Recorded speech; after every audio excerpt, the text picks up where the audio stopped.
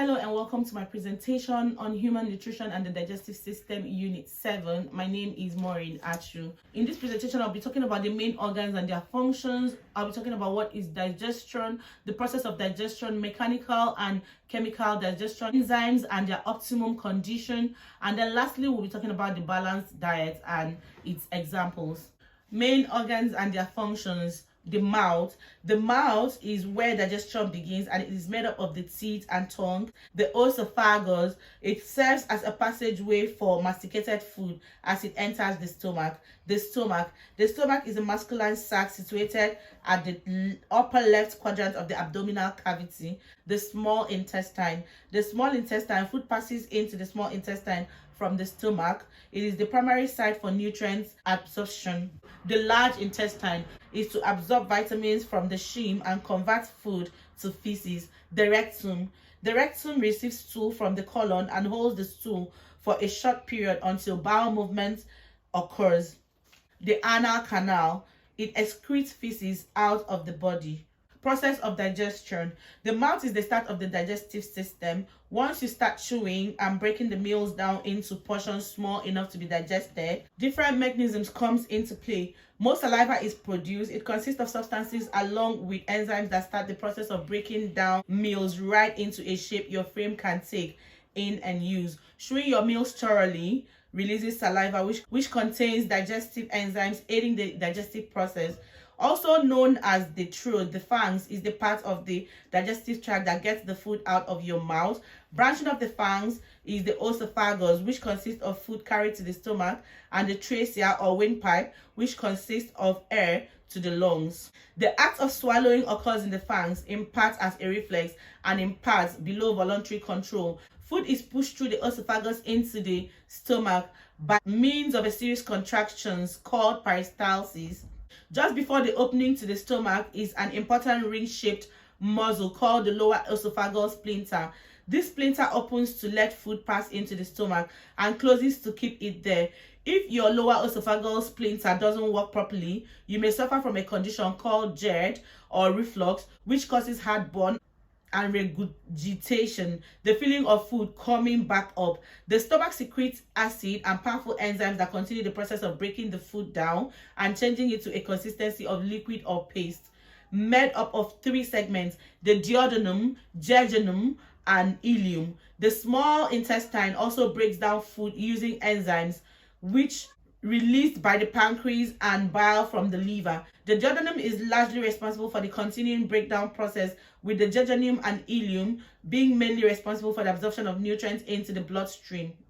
Stool or waste left over from the digestive process passes through the colon by means of peristalsis, first in a liquid state and ultimately in solid form. The stool is stored in the stigmon's X-shaped colon until a mass movement empties it into the rectum, usually once or twice in a day. When the descending colon becomes full of stool, it empties its contents into the rectum to begin the process of elimination. The rectum is an 8-inch chamber that connects the colon to the anus. If they can, the splinters relax and the rectum contracts, expelling its contents. The pelvic floor muscle creates an angle between the rectum and the anus that stops stool from coming out when it is not supposed to. The anal splinters provide the control of stool.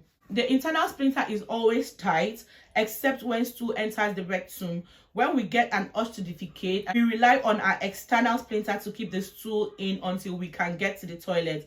There are organs in the digestive system known as accessory organs. Food does not pass through them as part of the digestive process. These are the pancreas. Pancreas is the chief factory for digestive enzymes that are secreted into the duodenum, the first segment of the small intestine. These enzymes break down proteins, fats, and carbohydrates. Mechanical digestion. Mechanical digestion or catabolism is the bodily breakdown of huge meal system into smaller meal system.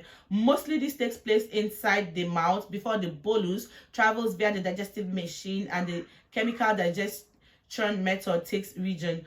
Chemical digestion. Chemical digestion is the method of digestion whereby huge molecules are broken into smaller molecules through the usage of enzymes, carbohydrates, protease, and lipase. Amylase is a carbohydrate. This is produced inside the mouth and pancreas, then secreted into the alimentary canal. The purpose of amylase is to digest starch to maltose. Maltose is then digested through maltase into glucose at the lining of the small intestine. Protease, which includes pepsin and trypsin, break down proteins into amino acids. Pepsin is produced while protein is digested in the stomach, and trypsin are produced within the pancreas to be secreted into the duodenum with lipase enzymes. Enzymes are released into a group of organs alongside the alimentary canal. For instance, pepsin and gastric lipase are secreted from the gastric glands, and salivary amylase is secreted from the salivary glands. The inner surroundings of the digestive tract ought to have an appropriate pH stage for this catalytic response to happen. The most efficient temperature for enzymes located in human being is frame temperature of around 37 degrees centigrade. The enzymes that function exceptionally in acidic situations are the ones that are found in the stomach, for instance, gastric lipase and pepsin. Each enzyme molecule has an active site that lets it bond with precise substrate. The active site has a geometric form and precise chemical indications that allow the precise substrate to bond with its complementary form. When the substrate attaches itself to the enzyme's active site, an enzyme substrate complex is formed. Inside the complex, a response takes place to create a product, relying on which enzymes and substrates bond together.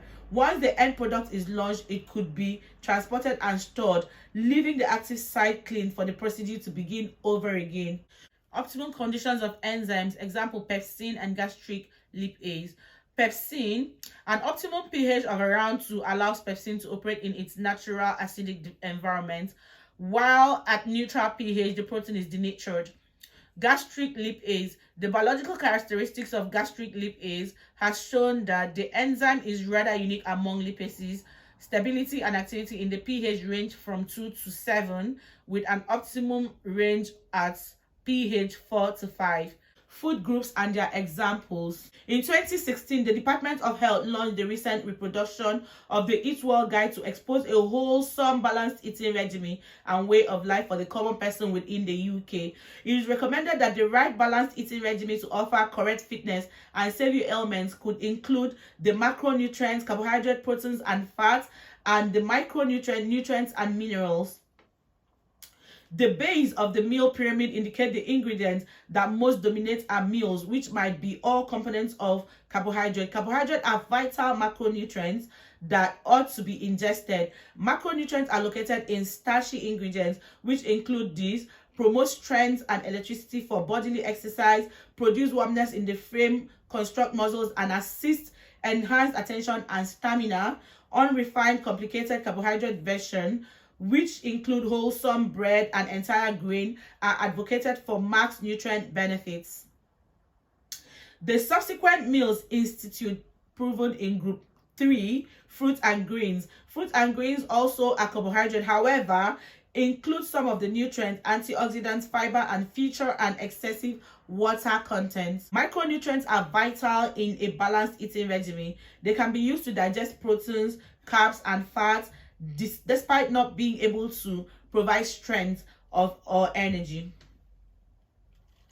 Towards the pinnacle of the pyramid is group 1, meat, fish, and alternatives, and group 4, dairy and alternatives. These are components of protein. Most of the goods in group 1 are animal products. However, there are a few plant primarily based totally proteins components, which include beans and pulses, which additionally offer nutritional fiber. Protein is a macronutrient that carries amino acids and is vital for metabolism and muscle development.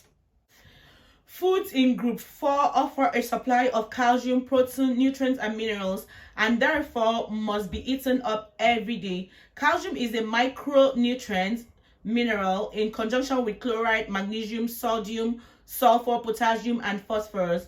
At the pinnacle of the pyramid in group 5, oils and spreads, which must consist of small parts of our everyday consumption of energy, as they may be regularly excessive in saturated fats. However, Fat is vital to a balanced eating regimen.